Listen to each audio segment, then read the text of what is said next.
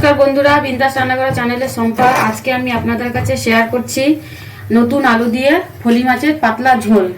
এখানে আমি 3টে ফলি মাছ নিয়ে নিয়েছি, পরিষ্কার করে আমি ধুয়ে নিয়েছি। এখন আমি নুন হলুদ মাখিয়ে নেব। আর এদিকে আমি কড়াই বসিয়ে দিয়েছি, কড়াই গরম হলে কড়াইতে আমি তেল দেব। এদিকে আমি কড়াইতে তেল দিয়ে দিচ্ছি। আমি ফলি মাছ রান্না করতে আমি সরষের তেল ব্যবহার করব।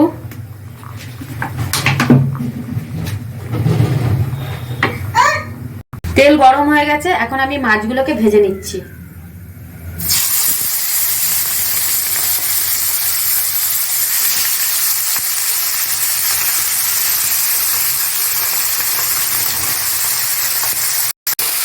এক পিঠ ভাজা হয়ে গেছে, আমি আর এক পিঠ উল্টে দিয়েছি। এরকম লাল করে আমি ভেজেছি। মাছটা একটু লাল লাল করে ভাজতে হবে। মাছটা ভাজা হয়ে গেছে, এখন আমি মাছটা তুলে নিচ্ছি।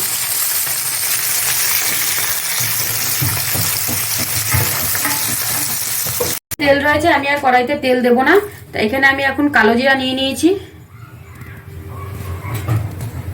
কালো জিরা আমি তেলের মধ্যে দিয়ে দিচ্ছি। আমি এখানে লম্বা করে আলু কেটে নিয়েছি। শীতে বললাম, আগে প্রথমেই বলেছি নতুন আলু। আলুটাকে ভালো করে একটু ভেজে নেব। অল্প হলুদ দিয়ে দেবো।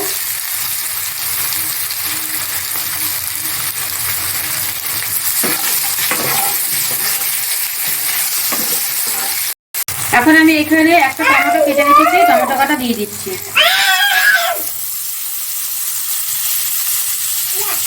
এখানে আমি টমেটো দিয়ে দিয়েছি।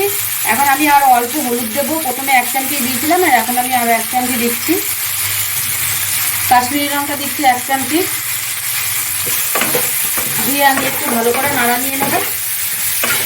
এবারে আমি এখানে 4টে কাঁচা লঙ্কা চিড়ে রেখেছি, কাঁচা লঙ্কা দিয়ে দেবো।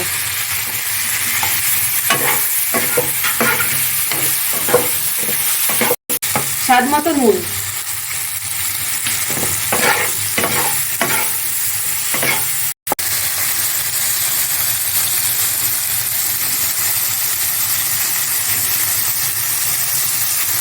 এবার আমি পরিমাণ মতো জল দিয়ে দেবো।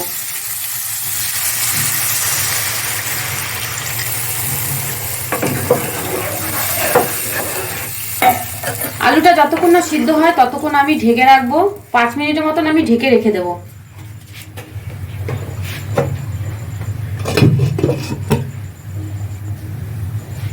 আমি 5 মিনিট পরে ঘুরে এসেছি। তো আলু পুরো সিদ্ধ হয়ে গেছে। এখন আমি এখানে মাছগুলো ভাজা দিয়ে দেব।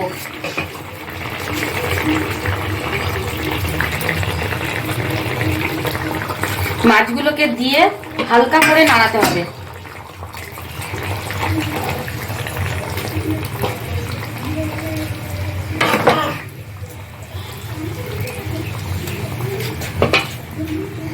দিয়ে ঝোলটা ফুটে গেছে। এখন আমি এর উপর দিয়ে ধনেপাতা ছিটিয়ে দিচ্ছি।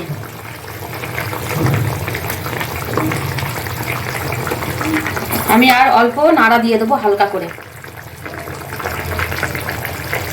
তো নতুন আলু দিয়ে ফলি মাছের পাতলা ঝোল রেডি। এখন আমি গ্যাসটাকে অফ করে দেবো। মাছ রেডি। এখন আমি অন্য একটা প্লেটে তুলে নেব।